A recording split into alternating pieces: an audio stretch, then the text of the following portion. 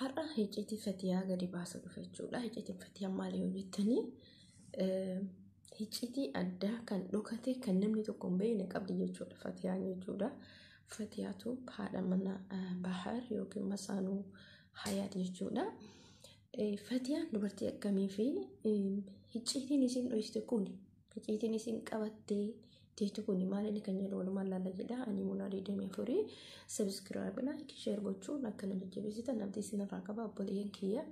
Warroonni hamma ammaatti immoo na jajjabeessitanii na bira jirtan baay'ee isin galatoofadha. Warroonni koomentii irratti waan addaa barreessitan immoo isinillee baay'ee isin galatoofadha jechuudha. Maaliif yoontu gongoreen sirreessuu fi akkasuma viidiyoo kee daawwachuudhaan baay'ee isin jaalladha. Hunduma keessanii isin jechuu barbaada. Assalaamu alaykum warahmatullahi wabarakatuh. Obboleeyyan kiyya hicciitiin fatiyaa maali kan jedhu kan waliin ilaallu. Hicciitiin fatiyaa hicciitii cimaadha. Hicciitii dhokataa qabdi. Hicciitii namni ittiin beekne qabdi jechuudha. Fatiyaa yookiin haati mana bahar akkasuma masaanuu hayaat. Dubartii kanarraa maal barattan? Ani waan addaa isirraa baradhe namni kuni yeroo akkatti achi ilaalamu homtuu irraa hin beeksisu. Keessa keenya kana wanti takka namni beekan jiru rabbiin malee garuu nama tokko waan isaa irraa beekamu gaaf inni waa ol baasee dubbata irraa beekama jechuudha. Asumaan immoo obboleeyyan kee viidiyoo otoo dhaggeeffatin duratti koomentii barreessuuf hin fiiginaa isiniin jechuu barbaada. Icciitiin fatiyaa dubartiin kuni dubartii akkamii akka taate naa galee jira jechuudha. Gaafa tokko biraankii haati hayaati sirriitti hojjette keessatti baay'een dinqisiifadhe. Maaliif yoo jettan ijjannoon isiin qabdu kallattii tokkorra waan ta'eef wanni isiin hojjettellee waan addaati. Abbaa manaa isiittis fuudhustis baay'ee tokko dinqisiifadhe. Dubartiin akkana yeroo ammaa kana hin jirtu. Dubartii durtur yoo taate malee yeroo ammaa kana dubartii abbaa manaa isiitti dubartii biraa fuudhuun hin jiru. Anumas otoo ta'ee waan akkasii raawwadhu jechuudha. Asumaan fatiyaarraa maal barattan? Ani waan addaan isirraa baradhe amala isiitii fi haala isii wantoota keessa isiitti dhokate. Gaafii biraankii haati hayaat isirratti hojjette irratti kan dinqisiifadhe achi keessatti viidiyoo san keessatti hamma isiin obsa qabdu. Haati hayaat achirratti gaafii ciccimoo isii gaafatte. Asitti immoo fatiyaa maal hubattan? Dubartiin kun dubartii cimtuu fi beektuu kan taate kan isii hubadhe kan isii dinqisiifadhe. Nama gaarii akka isiin taate. Haati haati gaafii achirratti gaafate san keessatti gaafii addaa isii gaafatte. Tokkoffaa qabeenyarra jiru gara mucattii kiyyaatti kennita. Lammaffaa asitti immoo akka itti qabeenyarrallee abbaan manaa isii abbaati yeroo dheeraa wajjin turte mucattii kiyyaa abbaan manaa kee fakkeenya bahariin sa'aatii yeroo gara hayaatitti fudhatetti gaafii addaa gaafatan. Ani baay'ee kan dinqisiifadhe keessa wallahi wanni isin gooteef kabaja. Haati kun haadha kiyya kan jedhu otoo ana taate akkamitti gaafii kana gaafatti? Akkamittiin qabeenya kiyya otoo ijoollee hedduu isirra qabu qabeenya kiyya irra guddaa naa kenni ilmoota yaa jettee naga otoo anas taate otoo isinis taate waan san hin gootan garuu ilmi namaa kun wal caala akkuma bifti keenya garagaraa amalli keenyas haalli keenyas beekumsi keenyas dandeettiin keenyas garagara jechuudha. Namoota kanarraa dhugaa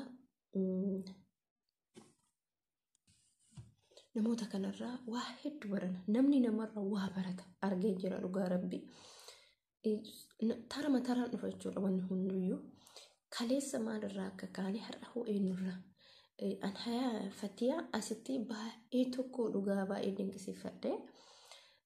Kan dinqisiifadhe kan isii jaaladheen fatiyaan waan san kabaja haadha hayaatiif gootee iddoo guddaa qabaattee fi eeshi rakkoon qabu.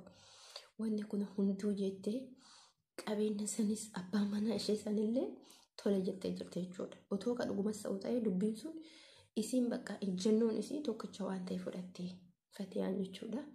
Ulfaadhu sin jedha asumaan fatiyaa maaliif nutis fakkeenya namoota ciccimoo namoota haasaa isaanii ciccimoo namoonni yaada isaanii ciccimoo kana otoo jecha badaa waliin jedhuun taane otoo wal tuffachuun taane otoo walirraa barannee baay'ee bareeda obboleeyyan kiyya. Maaliif asitti amma namni meeqa kamtu sirraa hubuu danda'a? Anuu fakkeenyaaf sirraa baradheen jira. Dubartiin kun dubartii akkamii akka taate anaafis barumsa ta'a. akkuma anaa barumsa ta'u isiniifis barumsa ta'a jechuudha. Dhugaa namoonni ijoon nu keessa jiranii ijoo namoota ijoo kana immoo dhaayinee jajjabeessinii viidiyoo isaanii daawwachuu qabna. Garuu akka hojii isaaniitiif viidiyoon isaanii gadi bu'aadha viiyoon isaanii jechuudha. Ijoollee Yemanii hundumti isaanii namoota baay'ee gaggaaridha jechuudha. Hojiin isaanii namatti tola. Akkaataan isaanii namatti tola.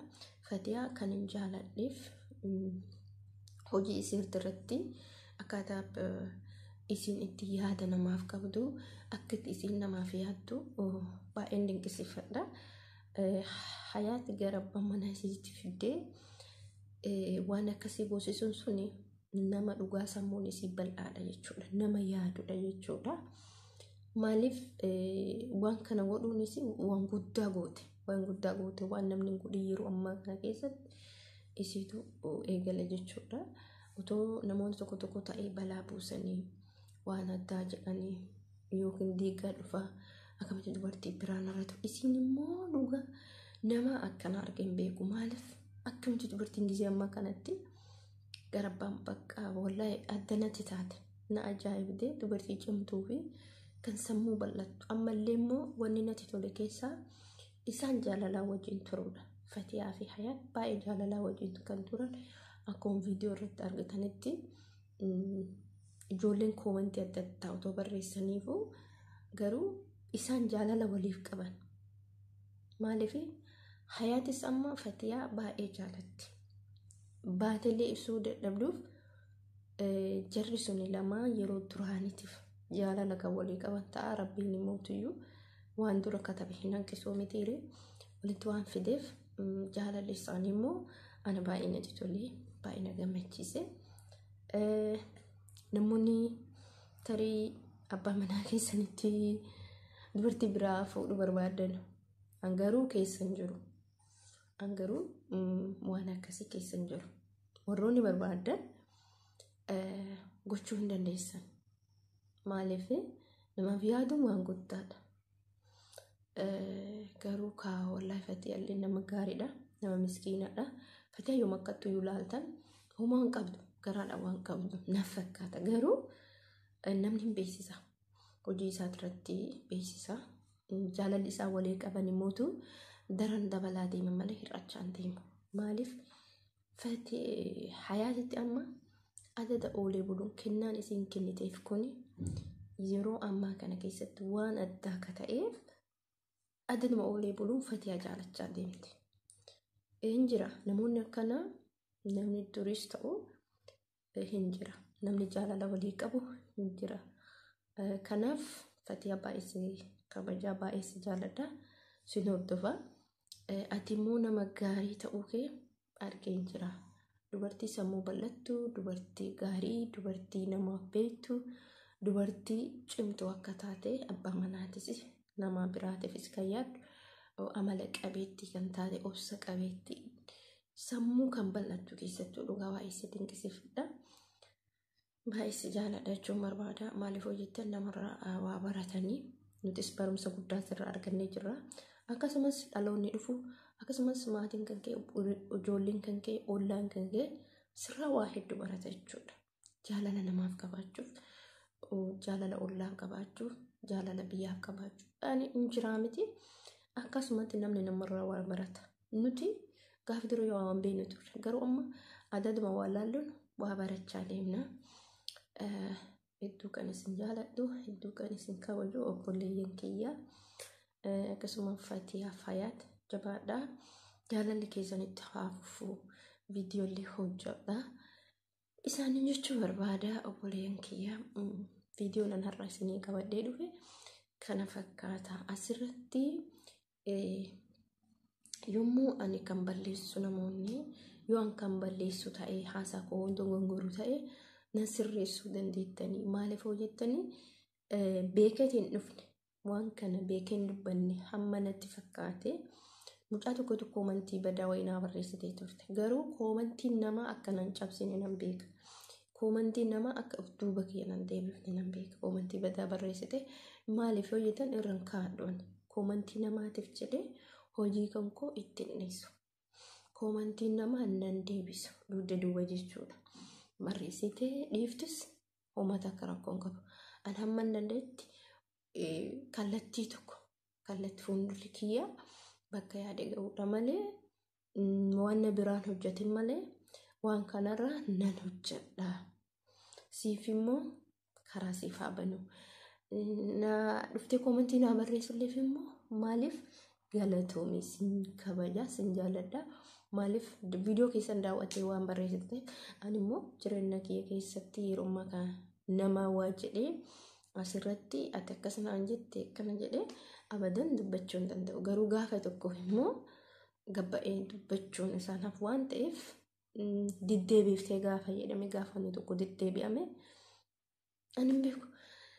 Kanan isin jechuu barbaada. Viidiyoo kiyya laayikii fi sabiskiraayib gochuu hin dagatinaa. Jajjabeessaa jabeenyi keessan galmaan akka waan naga'a na cimsaa itti fufiin hojjedha isin jedha. Assalaamu alaikum warahmatullahi wabarakaatuh.